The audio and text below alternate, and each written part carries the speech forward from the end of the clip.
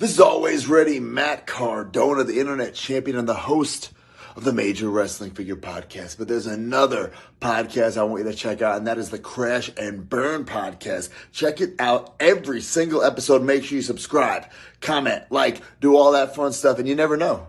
Maybe one day you'll see the Crash and Burn Podcast take on the Major Wrestling Figure Podcast in the middle of the ring. And you know who's going to win? Me. Because you guys, you're not always ready. Crash and Burn!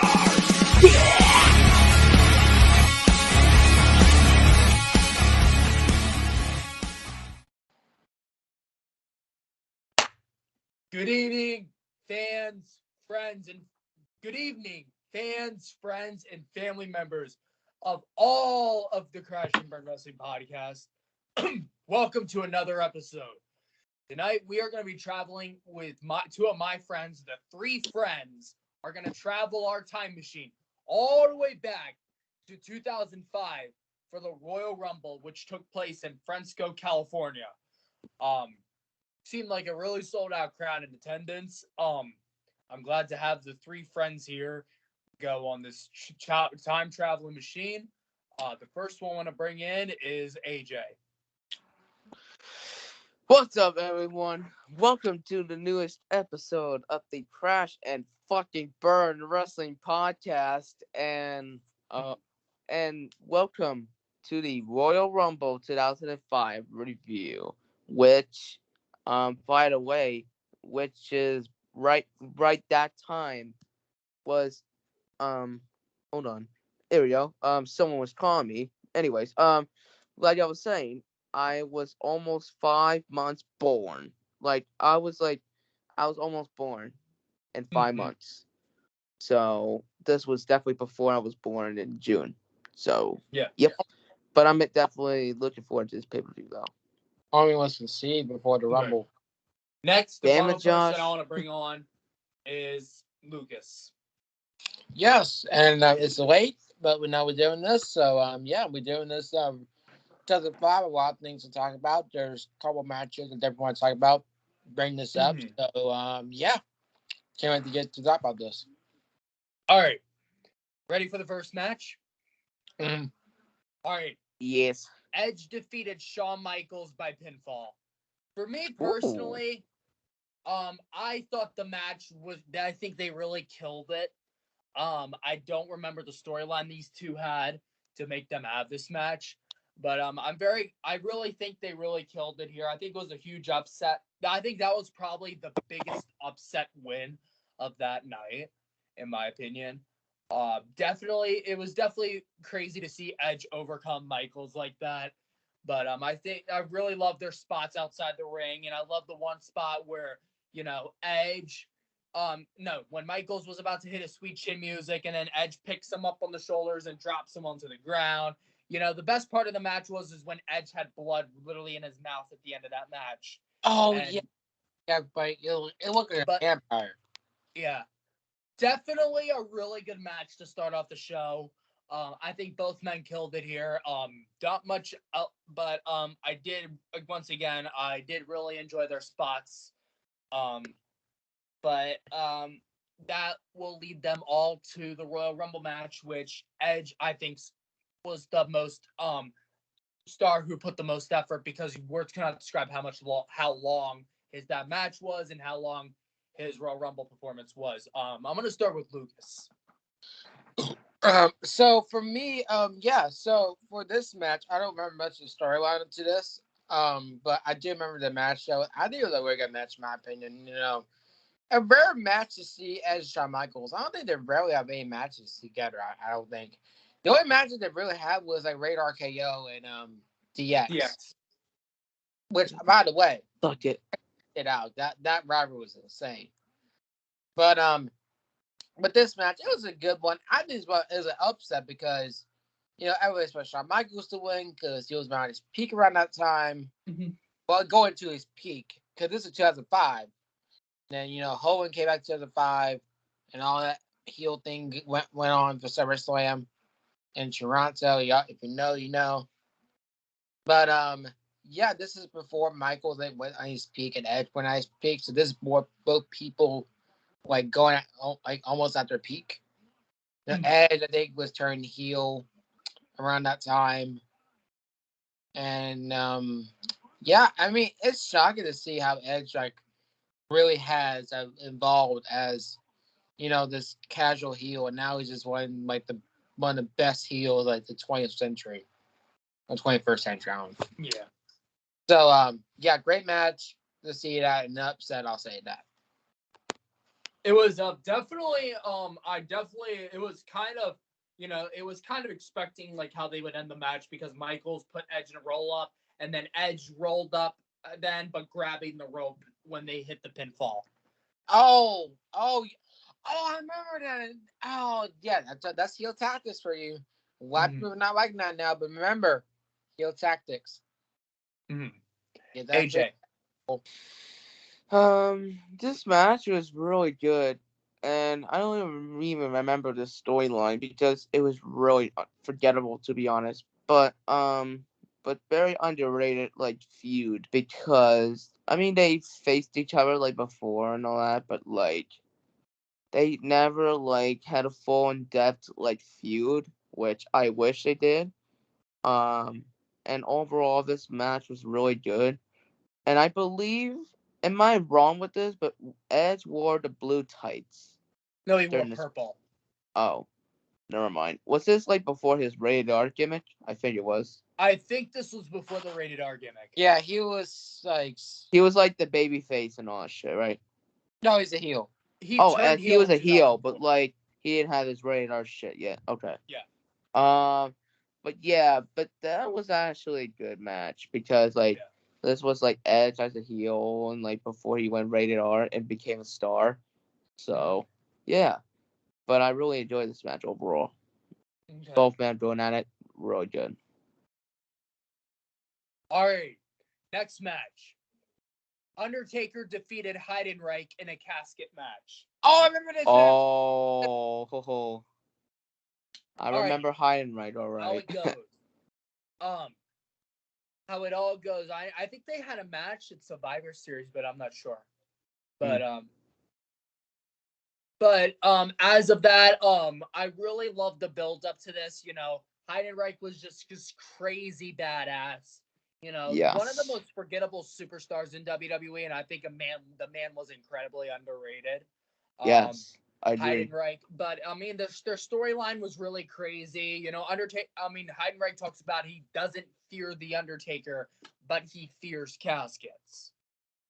Heidenreich did cost Undertaker the his match at Armageddon when he was in that Fatal 4-Way with JBL, Eddie Guerrero, and Booker T. Heidenreich helped JBL actually win that match. And I do remember when Heidenreich dragged the Undertaker into the hearse where the car where they put the casket in. And Heidenreich crashed it with his car. And then that all leads to the Rumble. And you have the Druids come out carrying the casket. Heidenreich and Undertaker make their way into the ring. And before the match, I remember Snitsky talks to Heidenreich. They would have a plan working together in the match, which happened until Kane come out of the casket, helping his brother, and attacks Snitsky through the crowd. Undertaker gets the job done. Choke slam, but Heidenreich tries to bang. Yeah. Then Heidenreich tries twice to get Undertaker in the casket. First, I think the first time Undertaker had his hand outside the casket. Then the second time, Undertaker stopped him by choking him. Choke slam, tombstone. It's over. Undertaker was the right man to win. It's always good to see a casket match with the Undertaker. I think Undertaker was definitely the right guy to win that match. So, AJ, you want to go? Yes.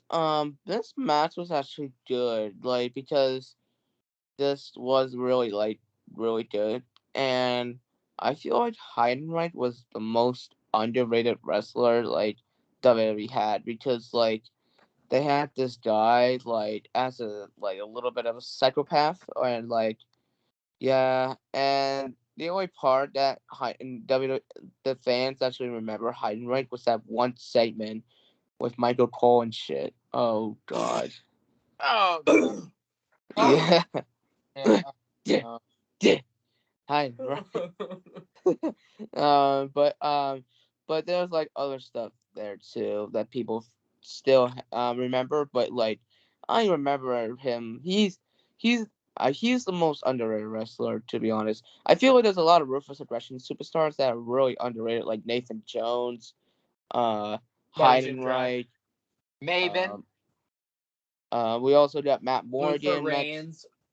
A Train. That's another one. That's another underrated wrestler. You There's had a a lot of lot of underrated powerhouses in that era.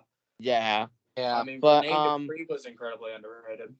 yes, Yep. but this match here was actually pretty good. I'm glad the Undertaker won that match because obviously you got to put your opponent into the casket. It makes sense, and the Undertaker is not resting in peace anytime soon at the time, which he is now because his career's over. But this is a good match though, really good. Good shit. Lucas, what was yours? Yeah. So I remember, I think it was Survivor Series 2004, but Mr. Kennedy. I think it was Mr. Kennedy, I believe, and Heinrich got involved. No, it was MVP that got involved. Never mind. I thought it was Heinrich for a second. 2004, no, MVP was around like 2006. Oh, I was in that first blood match that they had when Taker basically killed him and killed his career. But moving on to this, I don't remember much of it, but I know Skinsky was in a rivalry with Kane around that time. Yes, because of him kicking Lita's baby, saying it wasn't my fault. Yeah, I remember that. And so, they work together, whatever. Kane comes out, helps him out, whatever like that, simple Brothers Destruction thing. I will say that about Brothers Destruction. This is my take. They're a great tag team, don't get me wrong. One of the better tag teams of all time. But their matches together are not the best. I'm just gonna put that out there. But the match show was pretty good though. I ain't gonna lie to you. Seeing Highlight Undertaker was kind of weird, but it's good to see Taker actually win a casket match. I think he only lost like 5 or 6 of them. I believe he won the rest of them. Because Orton, Yokozuna, who else beat him? Shawn Michaels beat him. Shawn Michaels. Somebody else beat him. And Michaels messed up his back after that for some reason. Yeah. From what? You remember the Royal Rumble in 1998 when Shawn Michaels fucked up his back with the casket match against Undertaker? So his disc, 2 of his discs were herniated, and a third disc on his back or neck got crushed. Oof. Oh, yeah. So with this match, so very good match. I definitely was at first. I watched as a child. It was like, oh shit, Kane's coming out. Taker's gonna win this for sure. At first, I thought Hy was gonna wait for a second there. That would be kind of shocking to see him win the casting match, but Taker's the right person to win it though. I think this is when he was still going for that. I think this is when honestly Taker around like 2007, 2008. He was honestly at his peak around that time. So yeah, I definitely enjoyed this match, and all I gotta say about it. So yeah. All right, next match. JBL defeated Big Show and Kurt Angle in a triple threat match to retain the WWE Championship. Oh! This is before something. That honestly was. I thought that match was incredible. I definitely loved the spots in the match. I did love the spot where JBL hit the clothesline, the Big Show and Angle attacked his calf at the same time. I do think some of the spots were good throughout that match, but especially where Kurt Angle, when Kurt Angle was knocked out and then Big Show speared JBL through the barricade, and then you had and then of course outside the ring, you had Big Show get attacked by who were Luther Reigns and Mark Jindrak, who are noticed Those as two Angle underrated as well. What? those two are underrated as well. Yes, no, AJ Notes talking over people. Of course, them at the time were Angle's bitches. So, you did have once JBL was attacked through the barricade. You did have, his team called the Cabinet, which were the Basham brothers, and Orlando Jordan. Basham brothers come out, try to get JBL back. Orlando Jordan throws JBL back into the ring. JBL, as Kurt Angle was telling Jindrak and Luther Reigns to go after Big Show, and then JBL hits the clothesline on the Angle. 1, 2, 3, JBL, it's over. But definitely my favorite spot in the match was when Kurt Angle hits the low blow on the Big Show and then whacks the monitor, and then Big Show goes. Yeah, I remember. Yeah, monitors never use that often now. It's kind of crazy. Yeah, which is stupid because of the technology improving. But yeah, I think that was probably one of the most underrated triple threat matches I could see. Definitely a match I would recommend to watch. But after the match, you had JBL partying backstage, and when his faction was pouring a bunch of champagne all over him until Teddy Long said, "You're going to be taking on the person you didn't pin tonight in a barbed wire steel cage match at No Way Out against the Big Show." Yes, it was a Big Show. So, oh my God. That match was sick. I have the DVD. I have cool. the DVD. So, Lucas, you want to give your opinion on the match? Yeah. So with this match, whatever, I remember JBL was champion around that time. I think he won it from Eddie, I believe. Yeah, in a Four Corners match at the Great American Bash. Yep. Yeah, which by the way, bad pay-per-view, by the way.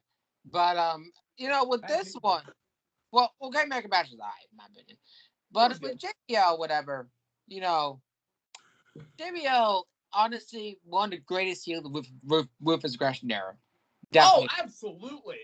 Dude, absolutely. He was getting left and right when he turned heel, and that was the best move he had done. And I still don't like the guy. I mean, he's total dick and whatever, but still, he's still fucking great. Like he's still great. No, he was great on the mic. And he really that promo against Eddie didn't really sit well with me at first, but this JBL, what do you expect? And I like JBL as a heel. I think he really fit that role perfectly. And people hating on him, whatever. Even on commentary, for example, as well. That was good as well. With this match, though, I remember the monitor spot. Big Show, was basically it falls all down and whatever. And I remember there's a lot of interference in this match, and JBL was just basically took advantage of it, which a lot of people do nowadays. Now it's just no surprise. But it led to the barbed wire match. JBL won that by going under the ring. He got choke slammed through the ring, and he went under the ring to win the match. Go check that match out. Like, go check the big. We're definitely gonna review that pay-per-view in the future. Yeah, definitely. That one was clever by JBL. I'll say that. And then being JBL at WrestleMania 21. Yeah. Overall, the thing that's incredible is when they tried to when JBL was part of APA, but you split him up and you turn him heel and made it WWE champion. It's crazy that you made it work. Put in the title on JBL. You actually made it work. Exactly. That's what I still shot these still to this day. There's some people that work better no matter what role. JBL, he looks better as a heel. Hands down. Big Show, he just flip flops, whatever, Angle, it is Angle. I mean, he's honestly kind of anti-hero. But overall, great match over here. I think this was Big Show had hair, I believe. If I'm not mistaken. No, Big Show shaved his hair. Big Show was wrestling with a Band-Aid on his forehead. Oh, yeah. But overall, great match, and yeah. AJ, you want to go? Yes. This match was actually good. Definitely what I was gonna say before I interrupted Wyatt by accident. I'm sorry, but I was saying like Luther Reigns, Mark Jindrak, and the Bastions definitely underrated. Like those guys are really underrated. Just like I said before, like these ruthless aggression stars are forgettable now, but they are really, really underrated and really underappreciated. Like Muhammad Hassan, who had potential, but something happened in there and really screwed up his push. Um, and then like there's also guys like guys from the Attitude Era still like Big Show, Kurt Angle, Triple H in there still, Shawn Michaels still in there. But yeah, but there's like future stars like A Train, which that was an underrated gimmick because A Train was a great gimmick because he's supposed to be a train wreck. And by the way, shave your back, shave your back. Yeah, that was a great chant to be honest, but and very underappreciated as well. But anyways, moving on to this match here. JBL, Big Show, and Angle went at it. Great match. Definitely the right person won here because I think at the time JBL won the title like not too long ago from that time. Yeah, he won it in July, I Mhm. think. Oh yeah, and this was July. January, so should have been like a good 6 months. Oh, he could have lost it, but no, he needed that for a little bit longer, and he eventually lost it to somebody else, which is a good move. Anyways, this match though really good, really really good. You gonna fall asleep? I'm about to because my booster has a side effect of tiredness, so expect me to be sleepy a little bit later.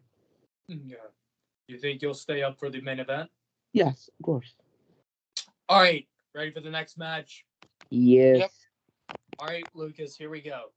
Here we Triple go. H defeated Randy Orton to retain the World Heavyweight Championship. Oh, I remember this Wait, who storyline. defeated Randy Orton? Triple H Triple H. defeated Randy Oh. Orton to retain the World Heavyweight title. You.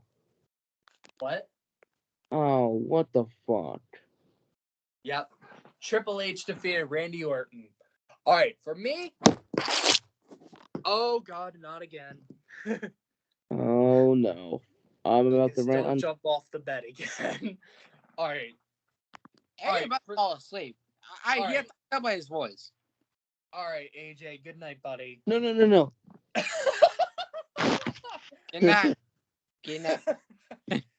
All right. Okay.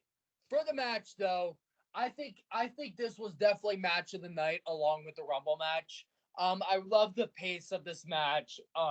I did love the stipulation what Eric Bischoff said. That Evolution was banned at ringside, which made the match better. I know this all started all since it was all because of Triple H to kick Randy Orton off of Evolution after Randy Orton won the World Heavyweight title the night after SummerSlam.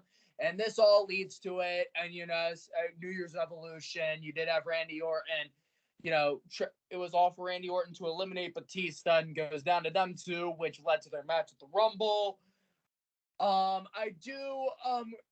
You did have a lot of incredible spots until the end. You had the referee knocked out. Triple H had to pull out his favorite toy, and that is the sledgehammer. Wax it on the Randy Orton. He was gonna whack it onto him again until referee Earl Hebner turned around just in time. Triple H puts in a pedigree, and you did have blood in Randy Orton's mouth in there. Pedigree, 1, 2, 3. Triple H wins until the future Evolution splits up, which you did see Batista and Triple H argue, so Batista could get his Rumble spot. But in my opinion, I think the right person won here. I think Triple H retaining was good, in my honest opinion. Yep. So, let's see. Let's go start with Lucas. Yes, I remember that. I remember when Randy Orton was, I think won or retained the world champion. Evolution came out. They're all celebrating whatever. Batista had Randy Orton on his shoulders. And, Triple H was doing this, but then it turned to this. One of my favorite moments of Raw. One of my of favorite all time. heel turns of all time. I would say that right Agreed. now. It was unexpected, and I love that to this day. You know, if anyone could pull off a heel turn, it's Okay. Triple H. It's Triple H for sure. Okay, you don't know what he's gonna do. It's a game. Sweepo Assassin for a reason. Now, this is, I believe, during the Reign of Terror, I believe, but the ending of the Reign of Terror, if I'm not mistaken. What do you mean by that? The Reign of Terror, the 2002, 2005, when he kept winning the championship over and over again. So that run, so it's at the end, like going to the end of it. Yes. Because Yes. won a couple months later. But with this match, though, I definitely like the emotion to this. Because Randy Orton just got betrayed, and actually a rare babyface Randy Orton. You see him as a legend killer. You see him, with his matches of Mick Foley and anything like that. But we don't really see a babyface Randy Orton like that, So, and with this match, whatever, we knew Triple H was going to win this match, for example, because it's going to lead to something big down the road with Batista, for example. So with this with the heel turn that happened, it was awesome. Randy Orton, jumping out of cake. No, he was in the cake and he jumped out of it, and it's like Evolution. And then Randy Orton spit in the face of Triple H with the world title. Yes. Spot too. That was awesome. So this rivalry was amazing. So yeah, overall this match was awesome. Not really awesome, but Triple H pretty much dominated this match. He kept targeting his leg. Because that's what Triple H does. But overall, all right match, in my opinion. Not probably the best match, in my opinion. But still, not bad for what it was. So, yeah. All right. Now, AJ. Oh boy. You're about to see a little bit of ranting time with AJ. All right, that's good. You went last. I hated the Reign of Terror, to be honest. I really hated it. I mean, I understand it's a heel champion and all that, but why? I know the Reign of Terror just basically buries people, like WWE buried like Booker T, RVD, and etc. and etc.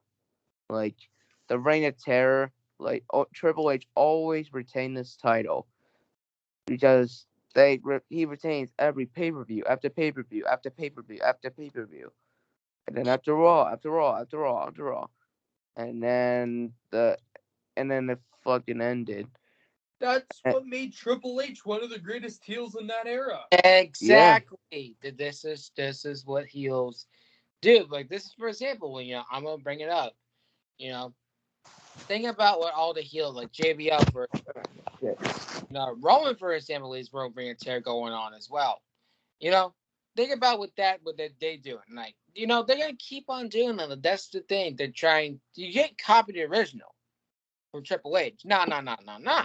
Yeah, and Jeff Jarrett did that shit at TNA too. Yes. Oh yeah, he did that too at TNA. But still, fucking copycatters. Not really. That's AJ, do you have anything else to say about the match? But yeah, I was gonna say that, but this match was really good. Like Randy and Triple H went at it. Like they really truly hate each other. So yeah, I really enjoyed this one, and go right ahead to the main event. All right, ladies and gentlemen, as we get ready for our main event of the evening, we are getting ready for the main event of the evening, and it is a 30-man over-the-top rope Royal Rumble match, and it was Batista winning by last eliminating John Cena. So, this was before the Time Is Now theme song. Cena still had the Thugonomics theme. Oh, yeah. Oh, yeah. But yeah, I thought this was a definitely great Rumble match. But the sad part was, there was no surprise entrance, sadly. Boo. But, definitely a great Rumble match. I think Batista was the right guy to win because, Batista was probably the best straw they had in that era. the best rising star because I think it would still feel the same if Cena won, but I think Batista needed it more because I think this was getting ready for a huge build-up, which it did. I think Batista did make the right move for staying on Raw, but he did go to SmackDown after Mania, so definitely a great Rumble match. I think, but again, I think Batista. I think the ending of it was definitely the highlight of the night. I think the main highlight was especially when Vince came in the ring and sprained his quads, and definitely when the Raw referee said that Batista won the match, and then the SmackDown referee said that Cena won the match because Batista was about to put the powerbomb Cena over the ring, but Cena was holding on after Hurricane Rana Batista over the ropes, and both men touched the floor. So, definitely you had some great, other great spots in there. So you did have, it all restarted, and Batista threw Cena out, so that ended all. So down to the entrance. Number one, you had Eddie Guerrero after him and Ric Flair were having a issue backstage over stealing an entry number. Number one was Eddie Guerrero. Number two, you had Chris Benoit. Chris Benoit was the person who lasted the longest in the Royal Rumble match, which was 47 minutes. Number three, you had Daniel Puder, who was the Tough Enough champion. Oh boy! Literally got his ass kicked in that Rumble match. I remember. Yeah, he got punished for that. Yes, that's his punishment. He literally had a short-lived career in WWE. Yeah, and that was his punishment, getting ass whooping at the Rumble because of his shooting, trying to break Kurt Angle's arm. I think. Yeah. I really do feel bad for the guy, but now he's watched as a school teacher, I think. Yeah. Number 4 was Hardcore Holly. Literally barely only lasted a couple minutes. Number 5 was the Hurricane, of course, had a short time in the Rumble match. Number 6 was Kenzo Suzuki.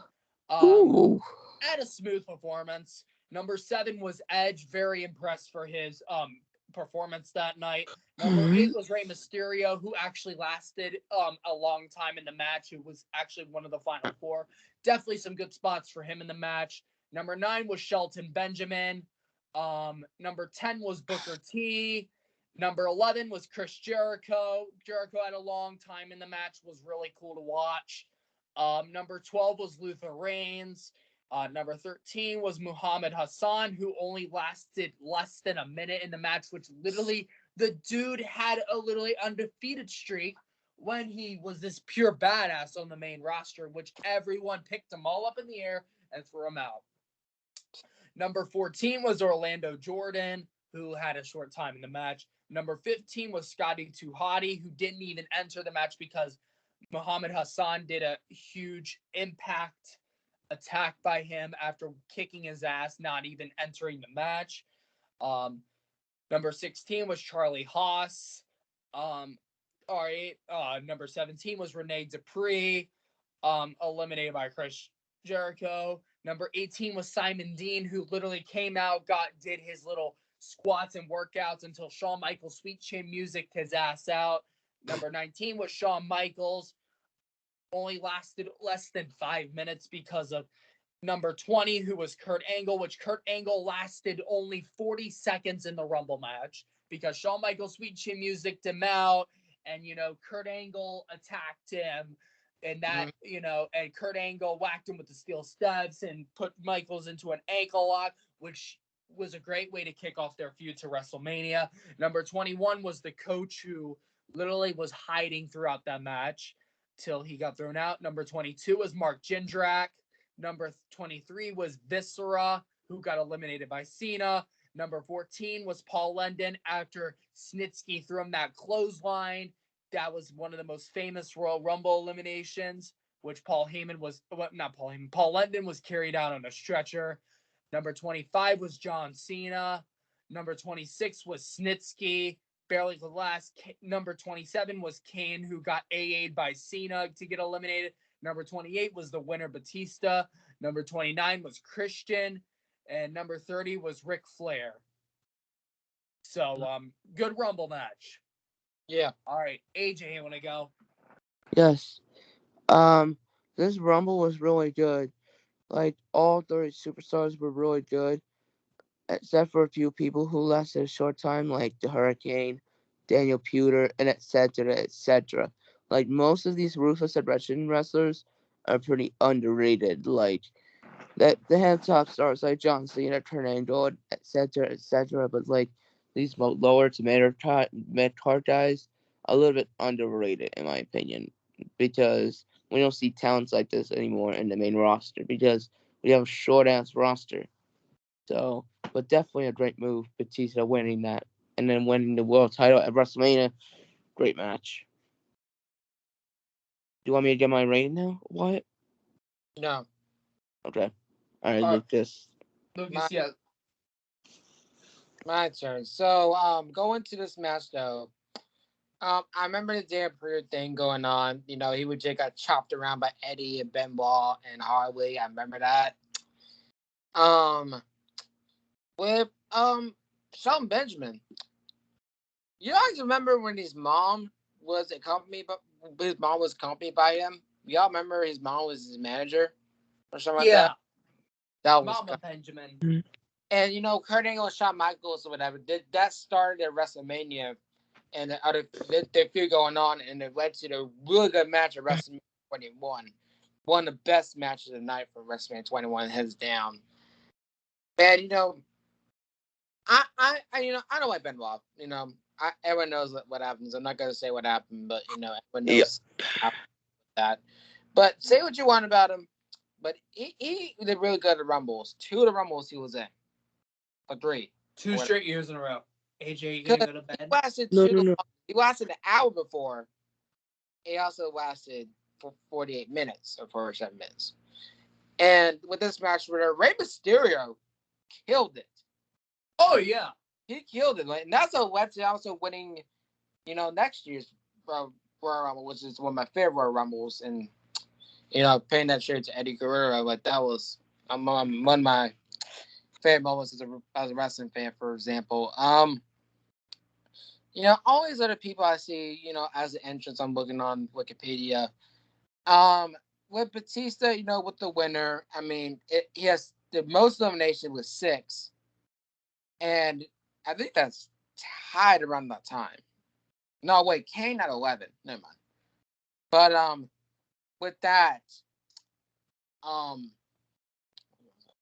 with Batista winning or whatever, it was a good start for a young rising star like him. You know, for him to go the rising star, and when Batista, you know, want to go on Triple H for WrestleMania, and eventually won the title, and he was good World Heavyweight Championship. He would just look like a Batista? total badass with that title Yeah. on. And with him winning that, it was a lot of good spots in there. And with the ending of it, with both men went out by accident, you clearly see you cannot rescript that at all. Both men legit went through it together because you can clearly see, like, you know, they're both on the apron and they both fell together, basically. And I was like, oh, you cannot make that shit up. And Vince was all mad. He was like, oh, fuck this shit. I'm going to do this by myself. Locks down all mad. Water his leg. And he broke his leg. Not broke his leg, but he tore both his quads. Vince, next time, stretch your quads. All right? Stretch those quads out, man. It helps you out. But, man, I felt bad Vince that night. Like, he tore both his quads sitting there like, God damn it. But, the ending of it was awesome. The spine buster, and you know Batista and Cena. It was a promising start to a young rising star with Batista around that time. And look what he did the world title. He did good things at world title. And yeah, that's what I gotta say about that. You know, and also with Cena, he was the final two. He also won the championship as well at WrestleMania, and Batista did it as well at that WrestleMania too, which is actually kind of crazy. So yeah, that's what pretty much gotta say. Same thing with last year, so Bianca and Rhea. were the last two, and they won the titles at Mania. Yes. So yeah, that's pretty much gotta say about that. One of the better Rumbles of the 2000s for sure. And yeah, you had like Cena and Triple H as the last two in 2008, and they both fought Randy Orton for the title.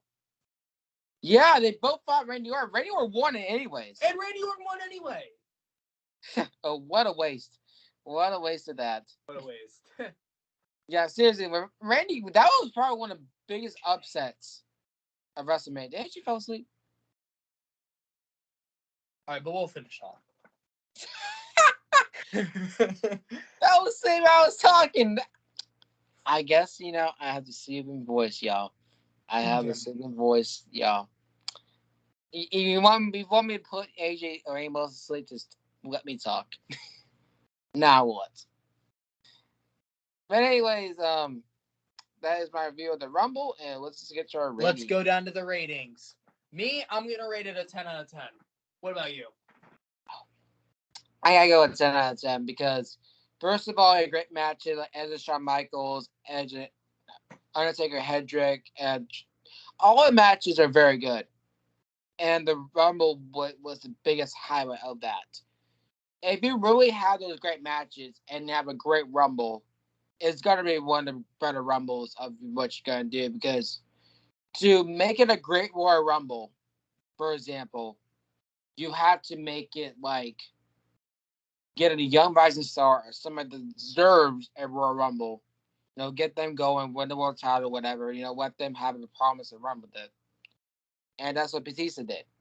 And it's hard to believe that at that time when Batista won, there was literally nobody complaining about him being the champion.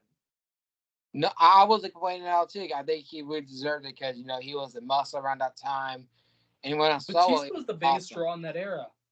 Yeah, and that's the thing I gotta say about this. Triple H Randy Orton was a decent match as well. I want the story about more better than the moves in the match, so that's what most points get from. And that's all we just gotta say, man. So 10 out of 10 for me for sure. And that's what I gotta say about it. Can't wait for this Rumble. We'll see what this is gonna do. And yeah. Okay. All right, ladies and gentlemen, that ends all for today for the Crash and Burn Wrestling Podcast. Hope you all enjoyed the episode. You can watch this episode on DVD. You can watch some of the clips on YouTube, or you can watch this on Peacock for getting a subscription.